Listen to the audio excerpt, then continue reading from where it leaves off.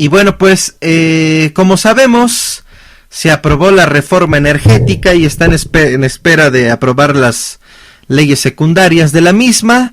Y en relación a esto les comparto un texto de Jesusa que apareció en Proceso y que se llama Los Despojados. Despojados de su soberanía, del derecho a ser consultados y de la obligación de ser informados en materia energética. Los mexicanos atropellados por el PRI gobierno, por su viejo aliado el PAN y su más reciente comparsa el PRD, hoy solo tiene un recurso para revertir la situación: salir a protestar a las calles. Eso es lo que ella dice. Ominosa semana del 9 al 13 de diciembre vivió el Congreso de la Unión. Las mayorías, en acuerdos simultáneos, ya fuera con el PAN o con el PRD, sembraron de obstáculos la vía democrática de nuestro país. Primero el PRI gobierno se alió con el PAN para sacar la reforma energética, luego el PRI gobierno se alió con el PRD para aprobar una consulta popular que hace inviable echar atrás la entrega del país a empresas transnacionales que no tienen más visión que buscar el beneficio para sus bolsillos, nunca para México, aunque yo diría, pues ellos ni los políticos que están ahorita tienen esa visión, entonces no hay gran diferencia. El Congreso de la Unión, sin discusión, sin debate, sin conocimiento siquiera, por la mayor parte de las diputadas y diputados decidieron exhibir su pequeñez e ignorancia. De los 500 diputados federales, si acaso una veintena conocía el contenido de la reforma energética y sus alcances, otro puñado más de la consulta popular, el resto de ellos, quienes mensualmente se llevan 200,000 pesos a la bolsa, dizque por legislar y representar a la ciudadanía, no tenían idea de qué se votaba, de a quién se beneficiaba, de los alcances negativos para los actuales y futuras generaciones. Ellos, los que votaron a favor de la reforma energética, algún, entre comillas, beneficio tendrán, pues votaron con disciplina partidaria, que es sinónimo de ignorancia y entraña apátrida. Sus hijos estarán en buenas escuelas, sus familiares obtendrán o mantendrán buenos trabajos, sus parentelas recibirán el fruto del buen pago por los servicios de sus legisladores, pero el resto de la población no. Esos están en otro apartado, el de los despojados. Cada uno de los diputados michoacanos pasó a tribuna para hablar en contra de la reforma energética y empezó a despojarse de sus ropas, en un símil de lo que han dejado las privatizaciones de Teléfonos de México, de las carreteras o de los bancos. Las diputadas priistas se sintieron agraviadas, los panistas voltearon la cara tratando de ignorar el insulto, pero ninguno de los ofendidos pudo entender el despojo que ellos estaban consumando.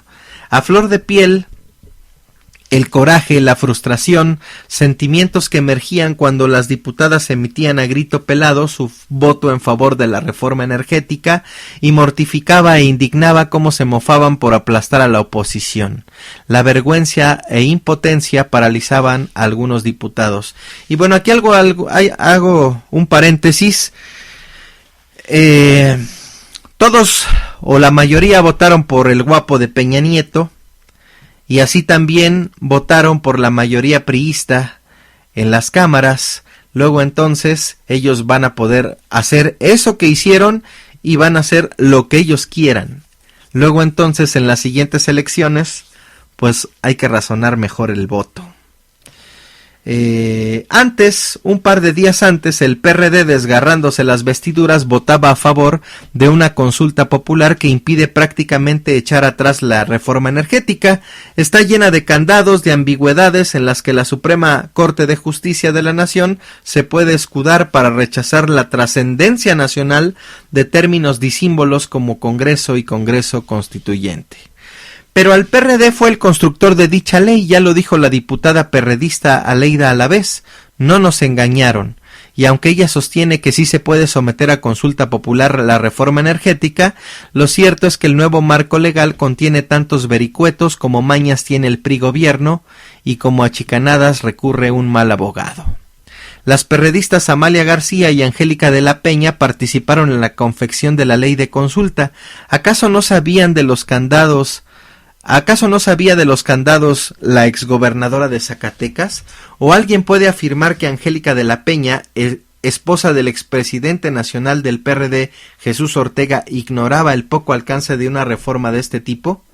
Aún así, con este tipo de ley de consulta popular, más de una veintena de diputados del PRD pasó a tribuna el jueves 12 para votar en contra de la reforma y, entre comillas, amenazando a priistas y panistas con un "nos vemos en la consulta popular". Que el PRD no se diga engañado, que no peque de inocente al decir que su participación en el Pacto por México no avaló el conjunto de reformas que van en detrimento de la mayoría de los mexicanos, clases medias, maestros y estudiantes, y destacadamente los 60 millones de pobres de este país. El PRD, la pseudoizquierda mexicana, contribuyó con su ley de consulta ciudadana a que ésta se realiza con dificultad y por lo tanto para hacer más sinuoso el improbable camino que revoque la reforma energética. Y bueno, yo no sé cómo mandan una consulta popular, una consulta nacional, si el gobierno perredista del Distrito Federal pasó por alto las protestas de la gente por el aumento al precio del metro en casi un 50%. Entonces, no hay izquierda en México, no hay oposición, estamos en manos de esos pinches culeros.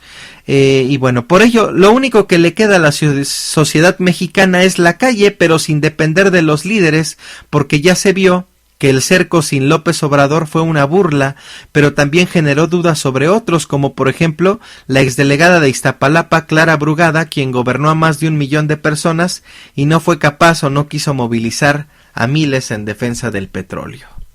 Por ello, lo que sigue es la presión en las calles, exigir que con ley o sin ella la consulta se tiene que hacer, generar un gran movimiento social. Ese es el reto de quienes se oponen a la reforma energética. El otro gran reto de la sociedad es hacer a un lado la apatía, apagar la televisión y revivir su amor por nuestro país. Y bueno, ya expresé mi opinión al respecto desde que Calderón quería lograr lo que logró Peña y su banda.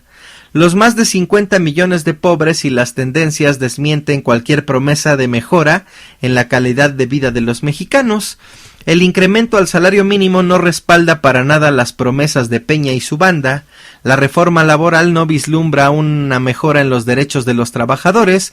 Luego entonces las transnacionales con sus raquíticos sueldos no harán que esas promesas se reflejen nunca. Así como el aumento a la tarifa del metro a los que más les afecta, pues en ese momento estaban poniendo cara de pendejos en la villita o en las iglesias de sus localidades. Y bueno, yo al final lo que les digo es, si querían PRI y querían de vuelta y querían un presidente guapo, bueno, pues chínguense, cabrones. Mientras ustedes siguen pendejeando, los demás solo podremos preocuparnos porque no nos arrastren a esa mierda en la que deciden vivir.